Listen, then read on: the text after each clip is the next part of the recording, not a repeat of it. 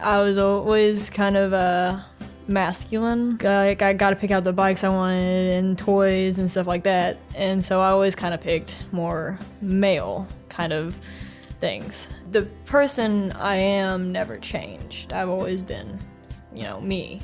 Just a name now been put to it. That was Skylar Julian, a 17-year-old Warrick County high school student who recently came to the realization he is a man. While biologically female, Skylar identifies as a male and intends on taking hormones to complete his journey. We talked to Skylar this week after the Indiana Senate killed an anti-discriminatory LGBT bill. I'm Noah Stubbs. And I'm Zach Evans. And this is Canvas.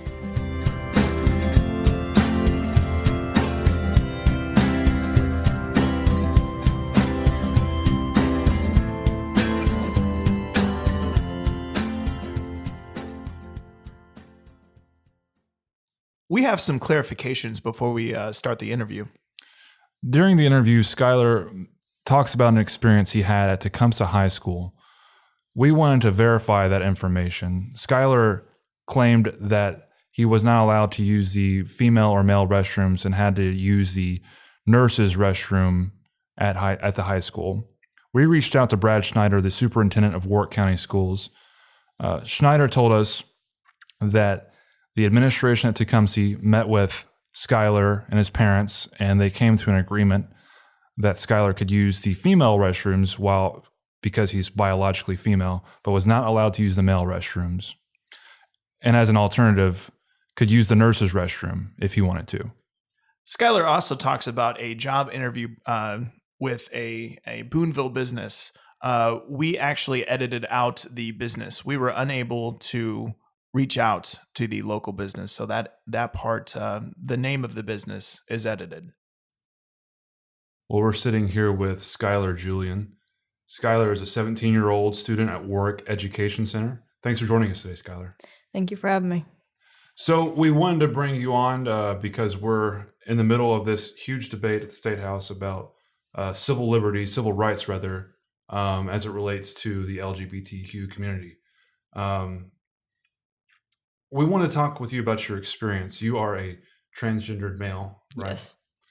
Tell us about how you came to realize yourself. Well, it's pretty cliche, to be honest, about the whole, when I was little, but really I was always kind of masculine. My parents didn't really put gender roles, so I gotta wear the clothes I wanted, and I gotta pick out the bikes I wanted and toys and stuff like that, and so I always kind of picked more male kind of things, and it was always pretty just chill. It was normal all through elementary school, and then middle school, I realized this isn't how typical females were supposed to act. And so I was like, well, that's weird, but I'm just going to keep going with this. And then I actually found on YouTube, I found out what the word trans was, transgender. And I was like, that was just put a word to how I felt. Yeah. Yeah. So explain what you were feeling at that time, I guess. Yeah. Middle school is such a hard time anyway. I think middle school is probably my hardest time as an adolescent or a teenager or whatever. Yeah. So I can only imagine, coming into feeling that you're already feeling different as a teenager anyway, or at middle school, because everybody's doing their own little things. But yeah. How did that feel? It was really uncomfortable. It was really weird because I started to realize, as puberty started, I was became more uncomfortable with myself. And I was always kind of just a closed person. I didn't talk to anyone. And then the few close friends I did have, sometimes I would get a crush on them, and I was like, wait a minute, that's not supposed to be happening. So, that was it was real confusing, and I just didn't, know what was going on at all. Now, was there anybody that you could really talk to or share whenever you started having these realizations after you watched, YouTube videos and learned a little bit more about yourself? Was there anybody there that you could kind of console with? Well, yes and no. Whenever I first started figuring out what it was probably my freshman year of high school. And I told my first girlfriend, I was like, hey, this is going on. I think I'm supposed to be a boy. And that didn't really go very well. It was kind of a bad relationship, and so she just shot me down completely. So I just kind of was like, whatever, that's not going on, and pretended it wasn't happening. So for the longest time, I just didn't talk about it until the past 2 years. And then I had a close friend who I met through my cousin, and I came out to him because he told me he was gay, and so I was like, well, I'll try this again. And I was like, hey, I think I'm trans. And so he became my support system. What did he offer? I mean, what kind of support did you need? I mean, what someone just to tell me that it was gonna be okay. It's really scary, to be just and feel like you're in the wrong body and feel like you're completely out of control. And in dealing with those feelings, it was terrifying. It was really terrifying. Have you told your family about this? Have you talked with them about this? Yeah, I came out to my mom about a year ago. And they're really supportive. They try their best to use the right name and pronouns, and they won't let me start hormones right away because they want me to do that on my own as an adult because it's a big decision. But they're real supportive of it, and they're just pretty much instead of having a kid that's unhappy, they'd rather have a kid that lives life who they are. So they're always been real supportive of what I do. How about your friends, your close friends? Have you been able to talk openly about this with them? Or? Oh, yeah. All my close friends are really open about it, and they accept it. But most of my close friends I met at TSA. So it was kind of the whole, we're all a little bit different and we're all going to respect each other about that. You had mentioned coming to Evansville for the TSA youth group. Can you tell us about what that is and what that group does? It's the TSA youth group. It is every Saturday thing. And it's pretty much just for people in between the ages of, I think our youngest is 10. Okay. And to 21.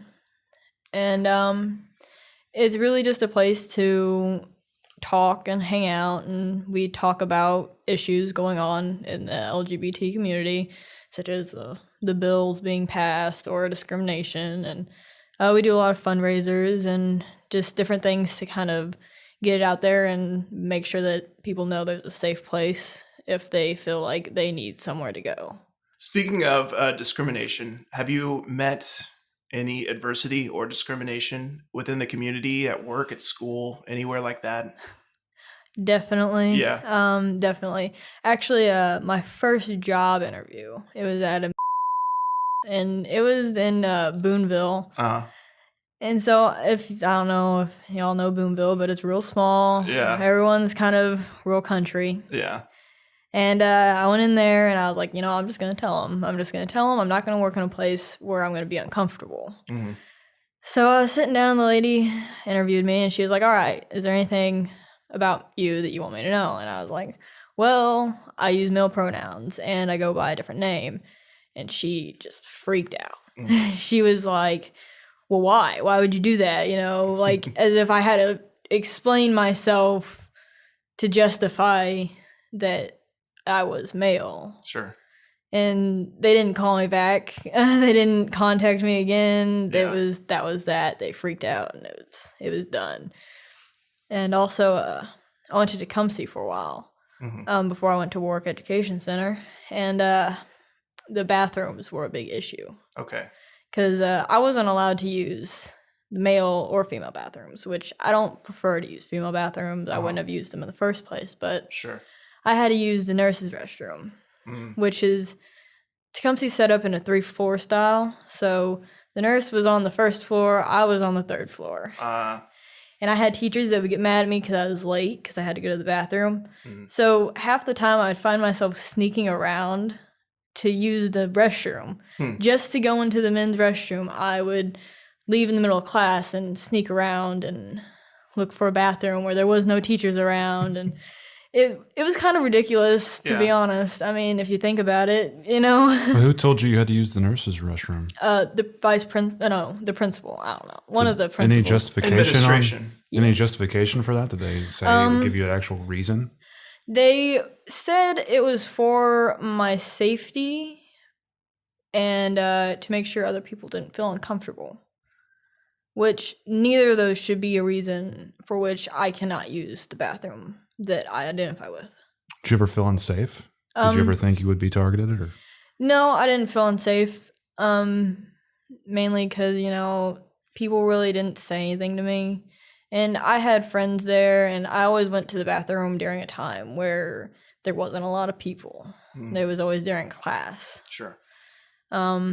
And no one, like, I only got called out one time in school setting for being who I was. So it wasn't like people really didn't say anything to me. So safety really, it didn't feel like a threat to me. It was more of they needed to just tell people, hey, this is how it is. Because my rights got taken away just because someone else might feel uncomfortable. They acted like I was like a pervert or something, which, you know, I want to do what any other person wants to do in the bathroom. Go to the bathroom, you know? Sure. So, I mean, we're talking about rural areas in southwestern Indiana. Do you see any difference in perhaps the metropolitan areas, like in Evansville itself, or is that just a stereotype I'm connecting to? Well, as a transgender male, I really don't have that many problems. Now, for females, it's quite a bit different. Because I am currently actually dating a transgender female. And I constantly worry about her safety, especially even in Evansville area. So what's different, I guess? What's different to, I guess, the public? I don't know. Well, as a transgender male, I pass better. Especially because I look like a boy that hasn't hit puberty. I look like I'm 12. So most people don't think anything about it. Now, as my girlfriend, who's a transgender woman who has already gone through the male puberty, she looks more masculine. And so even whenever she does have all her makeup on and looks feminine, people, you know, second glance, and sometimes, you know, they can tell.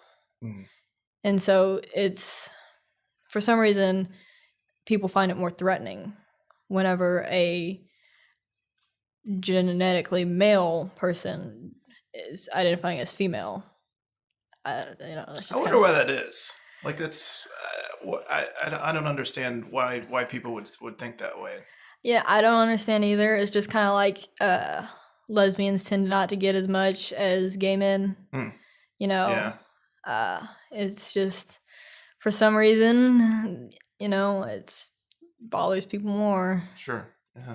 Like going back to something you mentioned earlier, you talked about wanting maybe to eventually do hormone therapy, right? Yes. What does that exactly entail? Well, what it does is it's replacing the hormones that are naturally made in your body with a different one.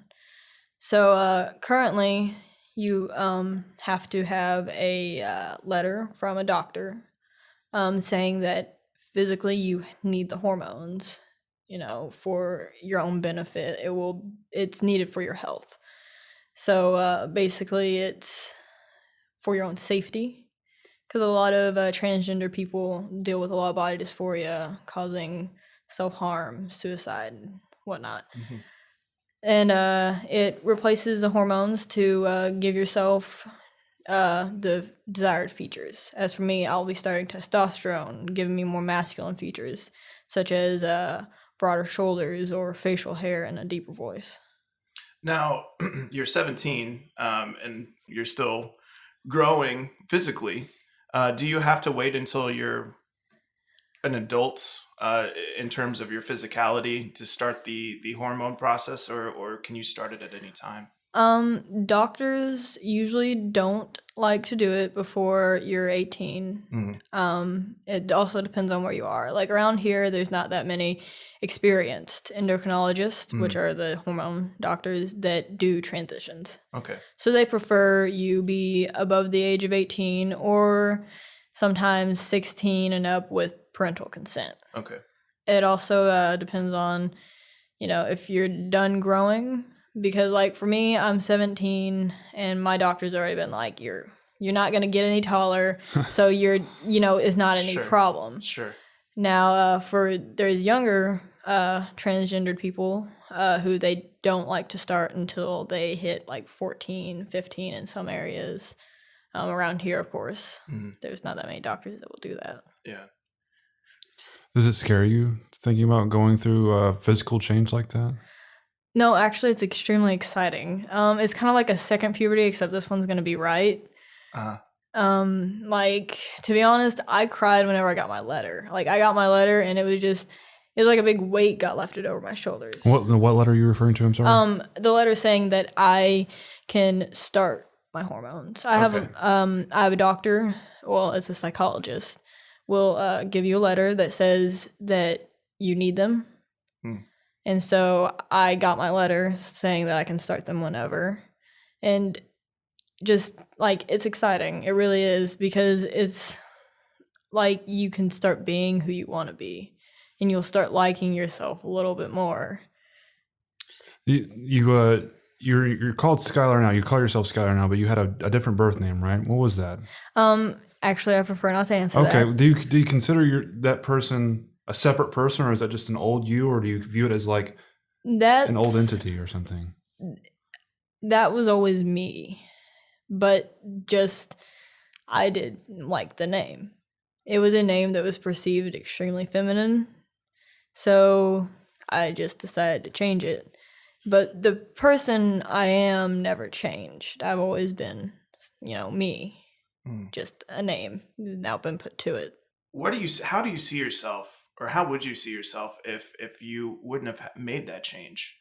What do you think you would have been like? I noted that you said that you were kind of not necessarily, maybe a little bit unhappy or a little bit confused. If you would have kept going without making these changes, how would you see yourself today, like right now? Well, blunt and to the point, I would be a statistic. I would be the statistic of the average age of a trans person is 23, because I wouldn't be here. I would not be able to make it. Like, I would be, because before I came out, I was very unhappy.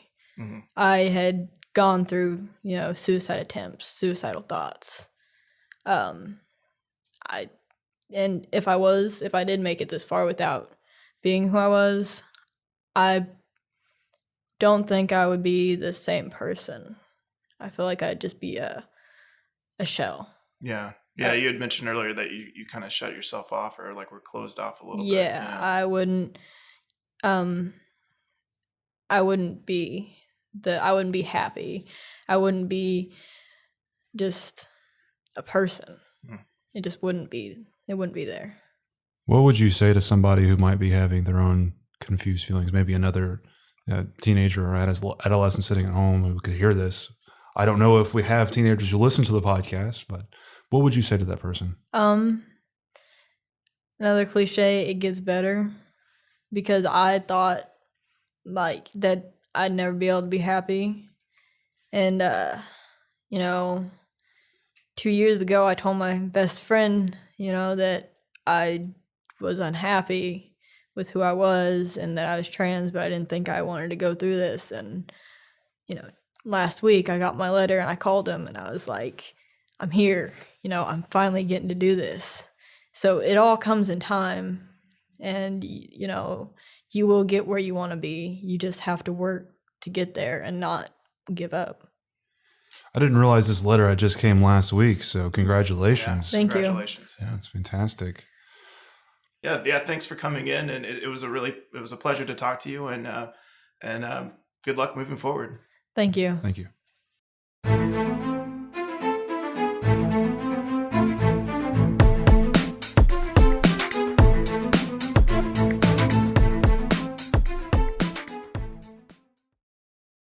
So Noah, I know you've been researching this. Can you talk about what's going on at the state level as it relates to civil rights in the LGBT community? This week was a big week for anti-discrimination. On Tuesday, the Senate actually debated, a committee in the Senate debated a bill that would allow for anti-discrimination for many groups, but specifically the LGBT community.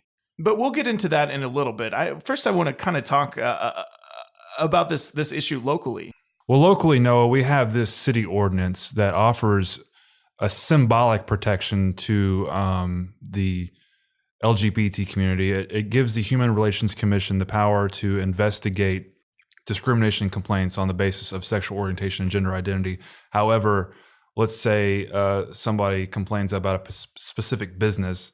That business has the option of being investigated or not. It's voluntary, I guess. It's voluntary? It's voluntary. And we actually had Wally Painter, the president of the Tri-State Alliance, a local LGBT advocacy group, come into the studio to talk with us about some of these issues. The current human relations ordinance that we have, does protect a variety of categories, including sexual orientation or gender identity. However, then they added another line saying, that the enforcement on sexual orientation and gender identity is voluntary. So it's like, please don't discriminate, but we can't do anything if you do by choice. So it's our position, that they need to take the non-enforcement provision out so that they can enforce it. Well, interestingly enough, Wally says something about they want that non-enforcement policy cut from the city code. This week, Wally probably wasn't aware of this. There was an ordinance filed with the city clerk's office that would delete that section of city code.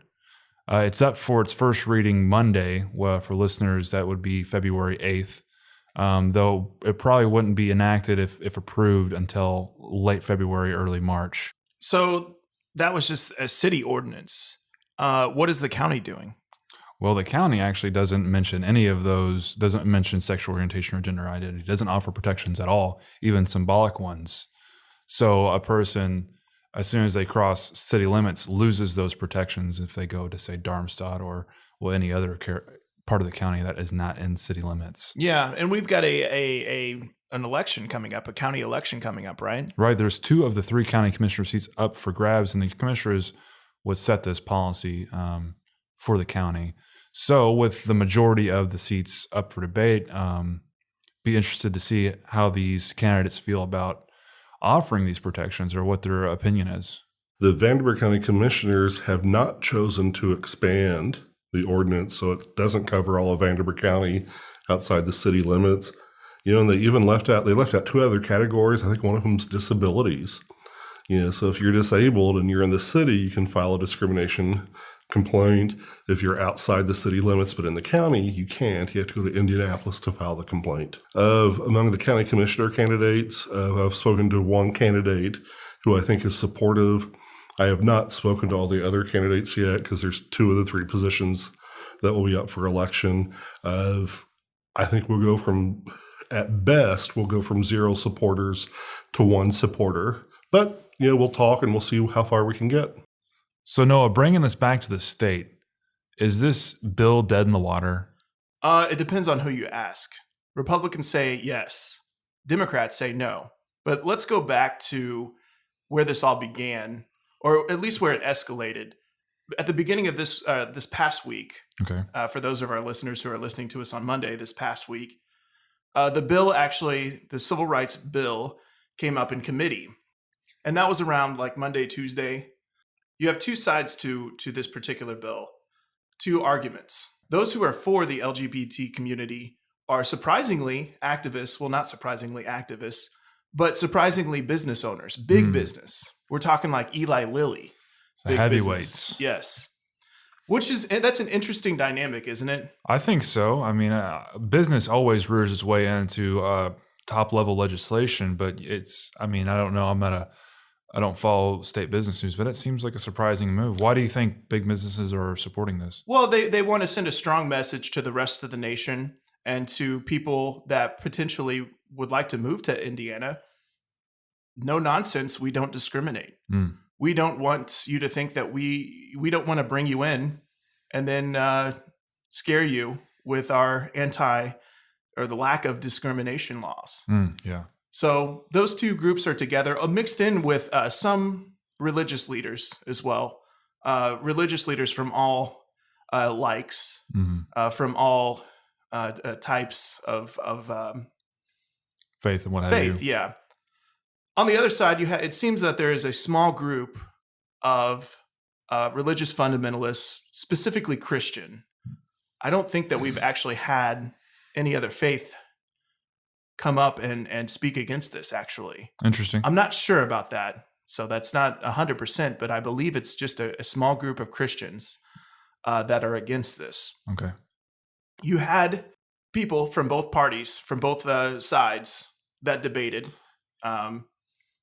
Interestingly enough, most of them were out of state, though, whenever this was in committee. Whenever they came in and talked about their personal experiences. The pros or the people who are for it or against it? Both. Rather, really? Both. From out of Indiana? Yeah, I think you had more people from outside of Indiana on the against side, on the against LGBT side.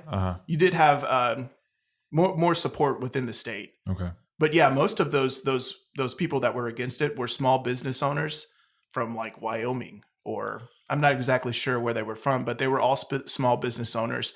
And they gave a tired picture of what their situation is like. The baker, the infamous baker story.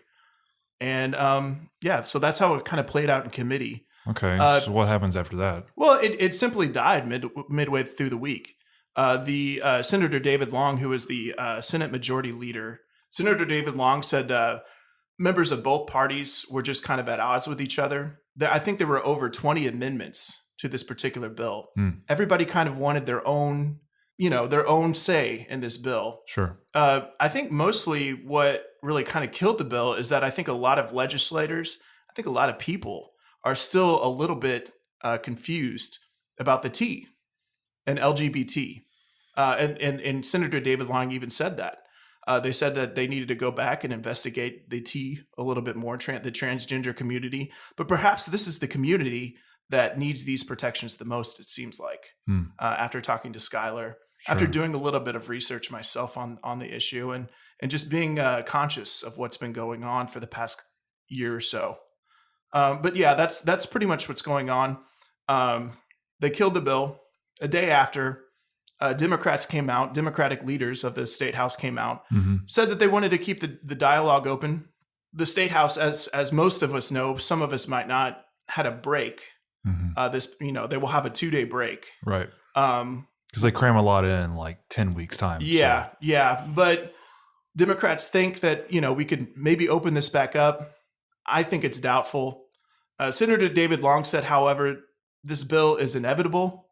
It will eventually happen. Not necessarily this year, but in the future. In the future. What form of the bill we will see remains to be seen. You could see a bill without transgender protections. Gender identity protections. Yes, yeah. Which would be, I think Wally actually said that would be sort of a shame to protect a certain group of people, but not one group of people. Sure. Beyond that, I think there is an underlying issue. What's that? Well, what is this year? Well, it is an election year. Yeah. It's 2016. It is a big election year for the State House. For the State House. And then what was this past Friday? The Friday for listeners, for us, was the filing deadline for state office, to run for state office. For major party candidates. For major party candidates, yes, of course. The big D, the big R's. So you have all these Republicans who, if they pass the bill, they look great for a certain group of people, but they don't need to, in an election year, they don't necessarily need to cater to the particular people that they pass the bill for. Right. It's an interesting thought, actually. Yeah. There's 125 state house positions on the line this year. You got, all the House and then half the Senate. That's a huge chunk of the state house. That's almost everything. Sure. And I think you see, when we have seen over the past couple elections, most I don't want to say most, but it just seems to me a lot of challengers would be sort of the, I don't want to put a name on it, but I'm going to go ahead and do it, a Tea Party like candidate for the Republican side. I think that a lot of Republicans that were voting for this bill or voting to put it out of committee and into the main stage of the Senate, I think they were a little bit afraid. They risked getting a more conservative challenger who could appeal to perhaps their constituency more than they could. Because if it would have went out of committee on Wednesday, any other Republican candidate who would want to challenge the existing Republican senator on those grounds would have had an easy 2 days to file and get everything in order to run against them on the fact that they voted for the LGBT bill. Sure, appearing soft on a very on a social issue that conservatives tend to be in alignment with. Yeah, but like I said, I think eventually this will pass. One thing that RFRA had that this bill doesn't have is a national main stage. If you remember, RFRA passed and everybody reacted to it. It was CNN was in Indianapolis. There was everybody in Indianapolis. We had the March Madness tournament in Indianapolis at that time. Right. I remember, all of the commentators, everybody that was in town, they had just made it into town whenever this thing passed. Right. And they were livid. They used their celebrity, their reach, right, to reach out, and everybody went crazy about it. Now, John Webb, our assistant Metro editor and columnist, as he is widely known now in the political community. But he said, what if we had the Super Bowl in Indianapolis this year? Would this bill pass committee? Would it have passed committee? That's an interesting thought. I don't know personally if it would. I guess it could if they just so state leaders wouldn't look like they did last year and we became the laughing stock of the nation because we appeared like we were backwards Indiana. So maybe they would try to save some PR there, but I don't know. What do you think? I possibly. Yeah. Possibly. Who knows? Yeah. Yeah. We could only speculate really. But going back to the future of all this, I think it'll be a year. I think it'll be next session before we come back to this. I could be wrong. Sure. And if I am wrong, we'll just keep continuing. We'll just act like you never said that. Yeah. But both Republicans and Democrats both had mentioned on their own occasions that they wanted to keep the dialogue going. They wanted to keep learning about the issue. And that's one of the reasons why we decided to bring on Skylar, I think, is for that reason. So to learn about the issue, to educate the public about the issue. We hope you're listening. No, but seriously, whether they pass it in a year or 2 years from now, it's just really good that there's progress between both parties, and this being one of the few things that they are at least talking or debating together in what seems to be a somewhat civil manner. And Wally reverberated that. The legislature at the state level would make a difference. So that way, you don't have to worry, are you a mile this way or that way? The Republicans are discussing it. They're not comfortable discussing it. They haven't talked about it before. They certainly haven't talked about gender identity before. And there's a learning curve. Things can be complicated. Gender identity needs to be included. When you pass a civil rights law, you don't say you can't discriminate against these people, but these people we're going to leave out. That's defeating the purpose of it. But I think you've seen progress with Republicans discussing it, Republicans proposing it, and I think eventually some sort of law will happen with the coalition of Republicans and Democrats. The Republicans who support non-discrimination will have to learn that gender identity, that everybody needs to be included.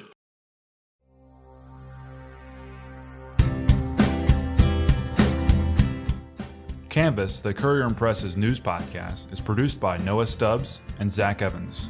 Check us out on courierpress.com, the Courier Press app, and podcast apps like iTunes, Pocket Cast, and Stitcher.